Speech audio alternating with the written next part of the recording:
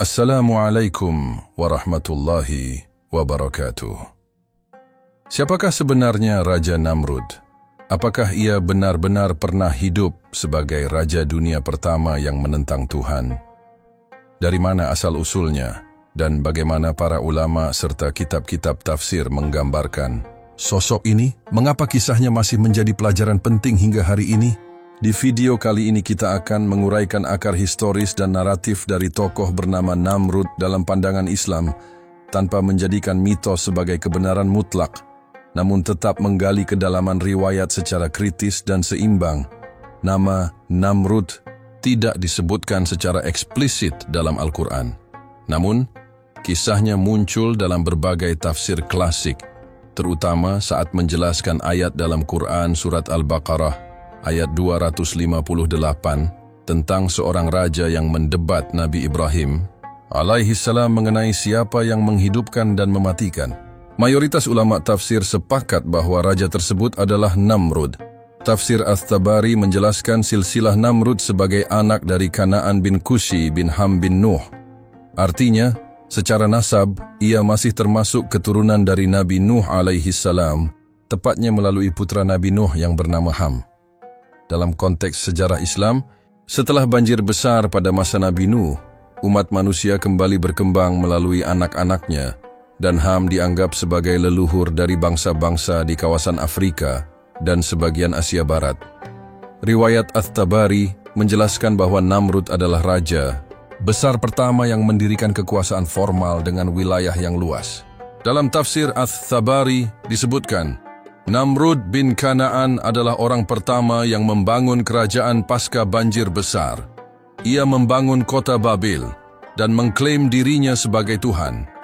Hal ini juga dikonfirmasi oleh Imam Ibnu Katsir dalam kitab Qasas Al-Anbiya. Beliau menulis bahwa Namrud bukan hanya raja pertama, tapi juga pemimpin yang penuh kesombongan dan kezaliman. Bahkan Ibnu Katsir menambahkan bahwa dalam masa pemerintahannya, mulailah sistem pemerintahan yang didasarkan pada pemujaan kepada penguasa, sebuah bentuk kediktatoran spiritual yang sangat bertentangan dengan ajaran Tauhid. Dia, Namrud, adalah manusia pertama yang menuntut ketundukan mutlak dari rakyatnya atas dasar ketuhanan dirinya. Ia menantang langit dan para nabi. Qasas Al-Anbiya, Ibnu Katsir. Sosok Namrud juga memiliki kemiripan dengan tokoh Nimrod. Dalam kitab Perjanjian Lama, khususnya dalam kitab Kejadian pasal 10 ayat 8-12. Di sana Nimrod disebut sebagai pemburu perkasa di hadapan Tuhan dan dikaitkan dengan pembangunan kerajaan Babel, Erech, Akkad, dan Kalneh di Tanah Shinar. Namun penting untuk digarisbawahi, dalam Islam, tafsir yang berasal dari Perjanjian Lama dikategorikan sebagai Israiliyat, yakni kisah dari tradisi Bani Israel yang boleh dikutip selama tidak bertentangan dengan syariat, tapi tidak boleh diyakini sebagai kebenaran mutlak. Imam Al-Baghawi dalam Ma'alim At-Tanzil menegaskan bahwa kisah Israiliyat harus diwaspadai. Ulama Ahlus Sunnah seperti As-Suyuti pun menyebutkan dalam Al-Itqan fi Ulum Al-Quran bahwa seorang Muslim tidak boleh mendasarkan akidah pada kisah yang berasal dari kitab-kitab terdahulu tanpa landasan dari Al-Quran atau hadis syahih. Kembali ke wilayah historis, Babilonia adalah sebuah kerajaan besar yang terletak di Mesopotamia yang kini dikenal sebagai Irak modern. Para sejarawan barat mengaitkan Nimrod sebagai tokoh fiktif atau mitologis dari zaman pasca banjir. Namun dalam tafsir Islam, sosok ini tetap dianggap sebagai manusia nyata yang hidup dalam sejarah kenabian. Kemungkinan bahwa Namrud adalah pemimpin Babilonia pertama tidak sepenuhnya ditolak oleh sebagian ulama, namun tidak ada konsensus yang menjadikannya sebagai fakta yang mengikat. Yang menarik, banyak literatur menulis bahwa Namrud dikenal tidak hanya karena kekuasaannya yang besar, tetapi juga karena kebenciannya terhadap risalah Tauhid. Ia tidak hanya menolak Tuhan, tetapi juga secara aktif menentang para nabi. Menurut tafsir dari Al-Qurtubi dan Al-Jassas, Namrud mulai membentuk sistem sosial yang menyebarkan syirik secara sistematis, menyembah benda langit, dan menjadikan dirinya sebagai perantara ilahi. Dia, Namrud, mendirikan kekuasaan dengan membentuk agama baru, yang pusatnya adalah dirinya sendiri. Tafsir Al-Qurtubi namun, yang menjadi fokus penting adalah bahwa meskipun kisah Namrud tidak eksplisit dalam Quran dan hadis syahih, jejaknya dalam tafsir salaf sangat kuat. Hal ini menunjukkan bahwa para mufasir terdahulu memiliki akses kepada riwayat yang berkembang di kalangan ulama tabi'in dan sahabat, yang kemungkinan bersumber dari kitab-kitab terdahulu yang disaring ketat.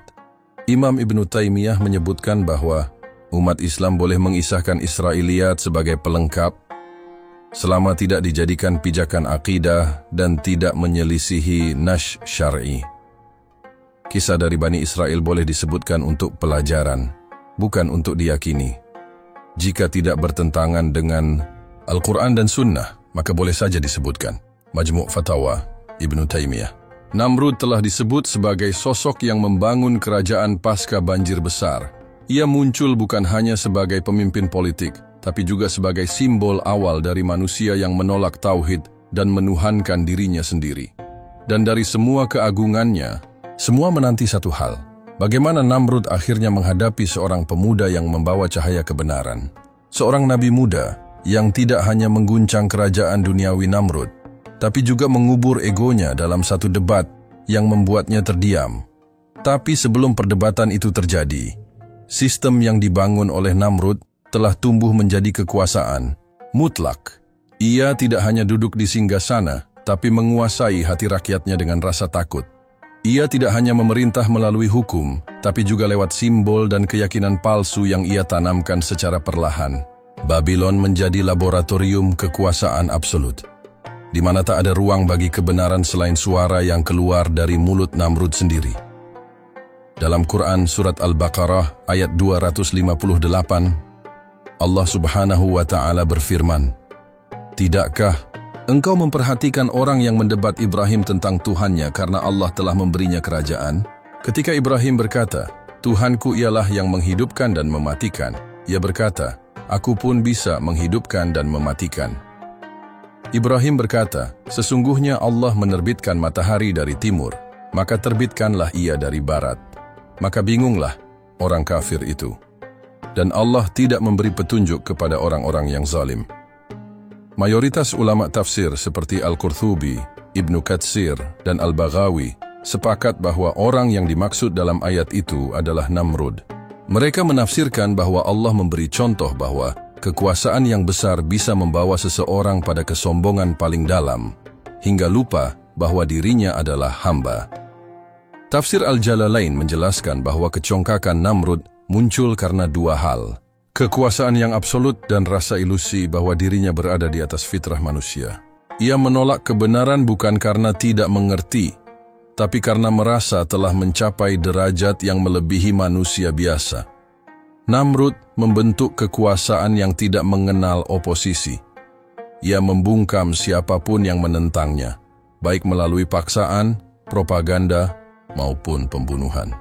Para pendeta dan tukang sihir dibayar untuk memperkuat posisi spiritualnya di hadapan rakyat.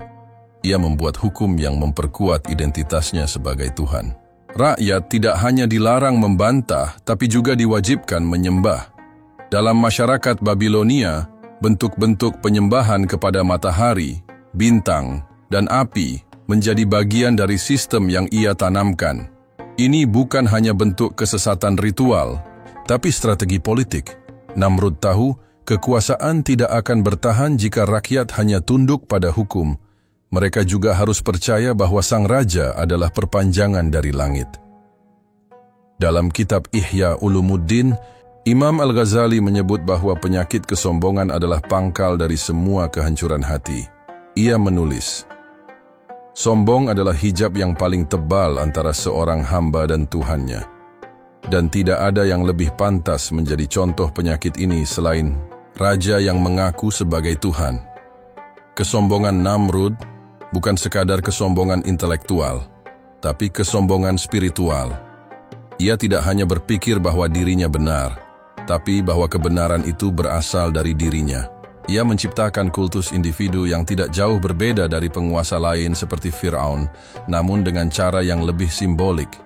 Bila Fir'aun menyatakan, "Akulah Tuhanmu yang paling tinggi" secara langsung, maka Namrud melakukannya dengan sistematis dengan menciptakan mitos, struktur, dan sistem kepercayaan yang menjadikan dirinya sebagai pusat segalanya. Rakyat Babylon yang hidup dalam ketakutan tunduk pada tatanan itu. Mereka tidak lagi mampu membedakan mana langit dan mana bumi, mana kebenaran dan mana kekuasaan. Dan di tengah kegelapan sistem itu, seorang pemuda muncul. Ia menyuarakan sesuatu yang asing, sesuatu yang nyaris tak bisa dipahami oleh masyarakat saat itu, bahwa Tuhan tidak terletak pada singgasana istana, tapi berada di atas langit, tidak menyerupai makhluk, dan tidak membutuhkan kerajaan apapun untuk menegaskan keberadaannya. Pemuda itu bernama Nabi Ibrahim alaihissalam. Dalam tafsir Ibnu Katsir disebutkan bahwa ketika Nabi Ibrahim alaihissalam mulai berdakwah, Namrud tidak langsung menyerangnya. Ia penasaran, ia merasa terganggu, tapi bukan karena argumen Nabi Ibrahim menyakitinya secara logis, melainkan karena ego Namrud merasa terusik oleh seorang pemuda yang tidak tunduk. Nabi Ibrahim tidak bersujud, tidak mengangguk, dan tidak memuji, dan itu membuat Namrud murka. Ia memanggil Nabi Ibrahim bukan untuk mendengar penjelasan, tapi untuk mempermalukannya. Ia ingin menunjukkan kepada rakyat bahwa tidak ada orang yang bisa melawan kekuasaannya. Tapi yang terjadi justru sebaliknya. Dalam satu debat singkat, Nabi Ibrahim alaihissalam menyampaikan hujjah yang tidak bisa dibantah oleh logika, tapi juga menampar jiwa siapapun yang memiliki hati. Ketika Namrud berkata bahwa ia bisa menghidupkan dan mematikan, Nabi Ibrahim alaihissalam hanya mengangkat alis.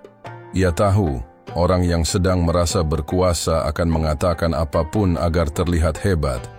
Maka ia mengganti arah perdebatan. Kalau kau benar bisa menandingi Tuhan, maka terbitkanlah matahari dari barat. Dialog itu bukan hanya sebuah percakapan. Ia adalah pertarungan paling awal antara wahyu dan keangkuhan. Antara tauhid yang lurus dan kekuasaan yang menyesatkan. Dan di antara dua manusia itu, yang satu berpakaian megah dengan mahkota, yang satu hanya seorang nabi muda dengan hujah jernih. Dunia menyaksikan bahwa kebenaran tak selalu butuh pasukan. Quran Surat Al-Baqarah ayat 258 menjadi inti dari bab ini. Allah Subhanahu wa Ta'ala berfirman, "Tidakkah kamu memperhatikan orang yang mendebat Ibrahim tentang Tuhannya karena Allah telah memberinya kerajaan?" Ketika Ibrahim berkata, "Tuhanku ialah yang menghidupkan dan mematikan," orang itu berkata, "Aku pun menghidupkan dan mematikan." Ibrahim berkata, "Sesungguhnya Allah menerbitkan matahari dari timur, maka terbitkanlah ia dari barat." Maka bingunglah orang kafir itu, dan Allah tidak memberi petunjuk kepada orang-orang yang zalim. Ibnu Katsir dalam tafsirnya menjelaskan bahwa Namrud ingin membantah hujjah tauhid dengan logika yang ia karang sendiri. Ketika Nabi Ibrahim alaihissalam berkata bahwa Allah yang menghidupkan dan mematikan, Namrud menjawab, "Aku juga bisa. Aku bebaskan seseorang dari hukuman mati dan aku bunuh yang lain. Itu sama saja. Tapi ini bukan pembuktian, hanya permainan kata." Ia mencampur adukkan makna dan fungsi, lalu menepuk dadanya sendiri, seolah menang. Nabi Ibrahim alaihissalam tidak menjawab dengan kemarahan. Ia tidak membalas dengan cacian. Ia tidak terseret dalam permainan logika yang rusak. Ia tahu, orang sombong tidak bisa ditundukkan dengan emosi. Maka ia beralih arah dan menyerang di titik terlemah. Kenyataan alam yang tidak bisa diganggu oleh siapapun. "Kalau benar kau memiliki kuasa seperti Tuhan," kata Nabi Ibrahim alaihissalam, "terbitkan matahari dari barat," dan di titik itu, segala panggung retorika runtuh. Tafsir Al-Jalalain menyebut bahwa kalimat itu adalah bukti keagungan hujjah. Namrud tidak hanya diam karena tidak punya jawaban. Ia diam karena seluruh kebohongan yang ia bangun roboh di hadapannya sendiri. Imam Fakhruddin Ar-Razi mengulas ayat ini dalam tafsirnya Mafatihul Ghaib. Ia menekankan bahwa kekalahan Namrud bukan semata kekalahan logika, tapi hancurnya sistem batin yang dibangun atas dasar ilusi kekuasaan. Ketika seorang penguasa percaya bahwa dirinya tak bisa dikalahkan, dan kemudian disadarkan oleh satu pertanyaan, sederhana, maka yang runtuh bukan hanya argumen tapi harga diri dan kepercayaan dirinya sendiri. Diamnya Namrud adalah bentuk kehinaan yang lebih dalam daripada 1000 kekalahan di medan perang, tulis Ar-Razi, karena ia kalah di depan rakyatnya sendiri, bukan oleh pasukan, tapi oleh satu kalimat.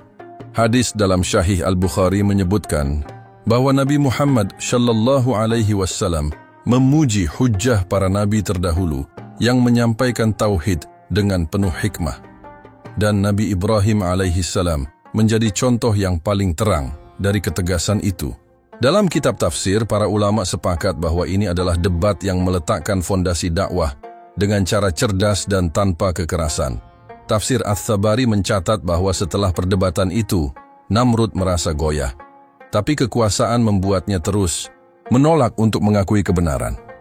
Ia tetap bertahan di balik singgasana, tetap menampilkan diri sebagai Tuhan di hadapan rakyatnya. Tapi di dalam hatinya, ia tahu bahwa kekuatannya terbatas.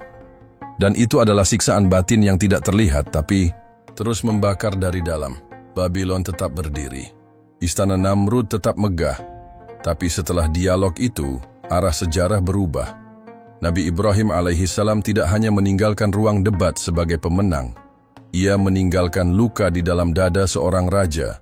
Luka yang tak bisa diobati dengan emas atau pengawal. Rakyat mulai membicarakan pemuda bernama Nabi Ibrahim. Bukan dengan lantang, tetapi dalam bisik-bisik yang merambat dari lorong pasar ke pelataran kuil. Namrud tahu, kalau ia diam terlalu lama, wibawanya akan runtuh. Tapi menyerang langsung berarti mengakui bahwa pemuda itu benar-benar mengancam. Maka ia memilih cara lain, cara yang lebih halus tapi sangat dalam maknanya. Ia membangun. Di banyak riwayat yang disebut dalam literatur Israiliyat, disebutkan bahwa Namrud mulai membangun sebuah menara tinggi yang dikenal sebagai Menara Babel. Dalam kisah itu dikatakan bahwa tujuan menara itu adalah untuk menyerang Tuhan atau mencapai langit, agar Namrud bisa menegaskan kekuasaannya sebagai satu-satunya penguasa dunia dan langit. Namun penting untuk ditegaskan sejak awal, tidak ada satupun ayat dalam Al-Quran yang menyebut tentang menara tersebut. Kisah pembangunan menara tinggi itu tidak berasal dari Nash yang syahih, tetapi dari riwayat Israiliyat, kisah-kisah yang berasal dari tradisi Bani Israel, dan kemudian diserap sebagian mufasir sebagai pelengkap narasi sejarah. Dalam tafsir Ad-Dur Al-Mansur, Jalaluddin As-Suyuti menyebut beberapa riwayat tentang pembangunan menara tersebut. Namun beliau sendiri tidak menyatakan kebenarannya, melainkan sekadar menyampaikan bahwa kisah itu dikenal di kalangan ahli kitab. Di antara isi kisah tersebut disebutkan bahwa Namrud membangun menara raksasa selama bertahun-tahun, lalu melemparkan anak panah ke langit dan mengira telah membunuh Tuhan karena anak panah itu kembali berlumuran darah. Namun ulama seperti Ibnu Taimiyah mengingatkan agar berhati-hati terhadap kisah semacam ini. Dalam Majmu' Fatawa, beliau menegaskan, Israiliyat tidak boleh dijadikan landasan akidah. Kita boleh menyebutnya dalam kisah jika tidak bertentangan dengan Al-Quran dan Sunnah, tapi tidak boleh diyakini sebagai kebenaran mutlak. Begitu juga Syekh Al-Albani dalam kritiknya terhadap banyak kisah yang tidak berdasar dalil syahih, mengatakan bahwa keyakinan seorang Muslim harus dibangun atas dasar wahyu, bukan dongeng. Kisah Menara Babel mungkin menarik secara simbolik, tetapi tidak memiliki dasar kuat dari riwayat Islam yang sahih. Bahkan Imam Asy-Syafi'i dengan tegas menyebut bahwa menceritakan sesuatu tanpa dalil yang jelas dari Nabi Muhammad Shallallahu Alaihi Wasallam termasuk hal yang dilarang dalam penyampaian agama. Dalam risalah beliau berkata, tidak ada yang boleh diucapkan dalam urusan agama kecuali yang berasal dari Rasulullah Shallallahu Alaihi Wasallam atau berdasarkan dalil yang sahih dan jelas. Namun jika kisah ini dibaca secara simbolik, ada pelajaran penting yang bisa ditarik. Bukan soal bangunannya, tapi tentang jiwa yang ingin melawan Tuhan dengan ilusi ketinggian. Ketika seseorang merasa cukup tinggi untuk mencapai langit dengan kekuatan sendiri, itu adalah bentuk kesombongan yang paling dalam.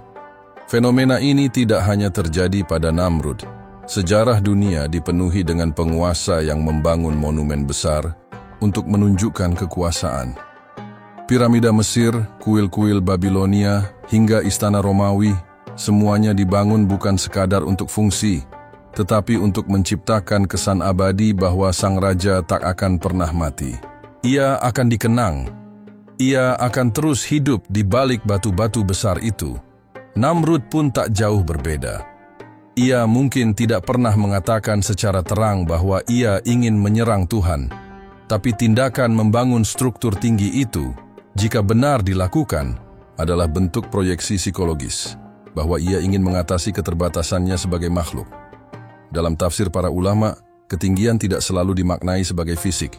Dalam Al-Quran, Allah Subhanahu wa Ta'ala berfirman dalam Quran Surat Al-A'raf ayat 12 tentang iblis. Aku lebih baik daripadanya. Engkau ciptakan aku dari api, sedang dia engkau ciptakan dari tanah. Ucapan iblis itu tidak berkaitan dengan tinggi tubuh, tapi tinggi rasa dalam hati, dan itulah bentuk kesombongan yang dikutuk. Ketika makhluk ingin menyaingi sang Khalik dengan mengandalkan apa yang ia kira sebagai kelebihan. Maka kisah Namrud dan menara ini, meskipun tak bisa ditegakkan sebagai fakta, tetap bisa dipahami sebagai kritik terhadap kesombongan struktural. Ketika kekuasaan menciptakan bangunan, bukan untuk kemaslahatan, tapi untuk meninggikan ego. Babylon mungkin berdiri megah. Menara itu, jika pernah ada, mungkin menjulang lebih tinggi dari semua bangunan lain. Tapi tak ada tinggi yang bisa menggapai langit jika fondasinya adalah kesombongan. Dan tak ada bangunan yang bisa mempertahankan kekuasaan jika yang dibangun bukan keadilan, melainkan ilusi tentang keabadian. Namrud tidak butuh banyak waktu untuk menyadari bahwa kuasanya sedang bocor. Bukan karena kudeta, bukan karena pemberontakan, tapi karena satu kalimat yang diucapkan seorang pemuda yang bahkan tidak memiliki apa-apa selain kebenaran. Maka ia memilih jalan kekerasan. Dan sejak saat itu Allah Subhanahu wa Ta'ala menyiapkan akhir yang tak akan pernah bisa ia duga. Ibnu Katsir dalam Qasas Al-Anbiya menyebut bahwa setelah debat besar dengan Ibrahim alaihi salam, Namrud terus mencari cara untuk menghapus suara itu dari dunia. Namun Allah tidak membalasnya dengan pasukan atau bencana besar. Justru, Allah mengirimkan sesuatu yang jauh lebih kecil, bahkan nyaris tak dianggap makhluk berbahaya, seekor nyamuk. Dalam tafsir Al-Baghawi, dijelaskan bahwa Allah Subhanahu wa Ta'ala mengirimkan nyamuk sebagai bentuk penghinaan langsung terhadap kesombongan Namrud. Ini bukan sekadar kematian, tetapi peringatan bagi semua manusia bahwa kekuasaan yang paling tinggi pun bisa dihancurkan dengan makhluk yang paling hina. Allah menghinakan siapa saja yang menyombongkan diri atasnya, bahkan jika dengan makhluk yang tak disangka manusia. Tafsir Al-Baghawi Tafsir Ats-Tabari mencatat bahwa nyamuk tersebut masuk ke dalam lubang hidung Namrud, lalu merayap ke bagian otaknya. Setiap hari, ia merasa kepalanya terbakar. Rasa sakit itu tidak bisa dijelaskan, tidak bisa diobati, tidak bisa dihentikan. Ia mengamuk, memukul kepalanya sendiri, bahkan meminta prajuritnya untuk memukulnya dengan palu. Tapi tidak ada yang mampu menghentikan siksaan itu. Selama berhari-hari, ia menjerit dan merintih. Raja yang dulu dielu-elukan kini berguling seperti orang kesurupan. Ia tidak bicara tentang langit, tidak membanggakan menara, tidak meminta rakyat menyembahnya lagi. Yang ia inginkan hanya satu, rasa sakit ini berhenti. Imam Al-Qurtubi menyebutkan dalam tafsirnya bahwa kisah ini adalah bentuk pelajaran bagi umat. Allah Subhanahu wa Ta'ala bisa saja menghancurkan Namrud dengan gempa, petir, atau wabah. Tapi dia memilih makhluk paling ringan, nyamuk, untuk menunjukkan betapa sombongnya manusia yang merasa tidak bisa ditaklukkan. Allah tidak perlu mengirim tentara dari langit untuk menghancurkan penguasa zalim. Cukup satu makhluk kecil yang diciptakan tanpa disangka-sangka. Tafsir Al-Qurtubi, ulama seperti Ibnu Taimiyah dan Syekh Al-Albani sepakat bahwa kisah kematian Namrud adalah bentuk i'tibar. Dalam Majmu' Fatawa, Ibnu Taimiyah menekankan bahwa kekuasaan dunia sebesar apapun adalah lemah di hadapan Allah. Manusia bisa mendirikan kerajaan, membangun menara, memerintah jutaan orang, tapi jika Allah berkehendak, maka seekor serangga cukup untuk menamatkan riwayatnya. Namrud meninggal dalam keadaan hina. Kepalanya dipenuhi rasa sakit yang tak pernah bisa dijelaskan. Tubuhnya tak lagi megah. Ia tidak disembah, tidak dipuja, ia ditinggal. Dan yang tersisa dari dirinya hanyalah catatan kelam dalam sejarah tentang manusia yang menantang langit, lalu dikalahkan oleh makhluk yang bahkan tak bisa ia lihat dengan jelas. Tidak ada pemakaman yang megah. Tidak ada peringatan kekaisaran. Nama Namrud hanya bertahan karena ia menjadi simbol bahwa kesombongan bisa membuat manusia jatuh lebih rendah dari tanah. Dan di sisi lain, nama Ibrahim alaihissalam terus naik. Tidak dengan menara, tidak dengan istana, tapi dengan kalimat tauhid yang ia bawa. Sesungguhnya orang yang sombong di bumi tanpa alasan yang benar, mereka akan kami palingkan dari tanda-tanda kami. Quran Surat Al-A'raf ayat 146 ulama Ahlus Sunnah wal Jamaah selalu mengingatkan agar umat Islam menjadikan kisah ini sebagai cermin. Kesombongan bukan hanya masalah pribadi, tapi bisa menjadi sebab kehancuran peradaban. Jika seorang penguasa merasa dirinya tak butuh Tuhan, maka itu adalah awal dari kehancurannya. Dan Namrud bukan satu-satunya. Dalam sejarah akan selalu ada Namrud-Namrud baru. Mereka datang dengan wajah berbeda, dengan sistem berbeda, tapi dengan isi hati yang sama, menolak wahyu dan menuhankan diri.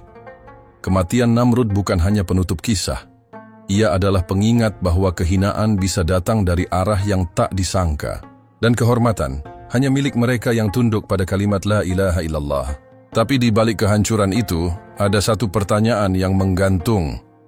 Apakah Namrud benar-benar mati?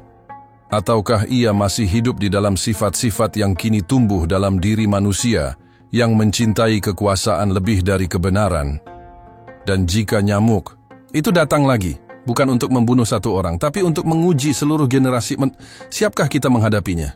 Demikian kisah dan pelajaran dari sosok Namrud, raja sombong yang ditumbangkan bukan oleh pasukan, tapi oleh hujjah seorang nabi dan seekor nyamuk. Semoga kita mengambil ibrah bahwa kekuasaan tanpa iman hanya meninggalkan kehinaan. Jangan lupa subscribe channel Lauhul Mahfudz untuk kisah-kisah Islam lainnya yang menggugah hati dan menguatkan akidah. Wassalamualaikum warahmatullahi wabarakatuh.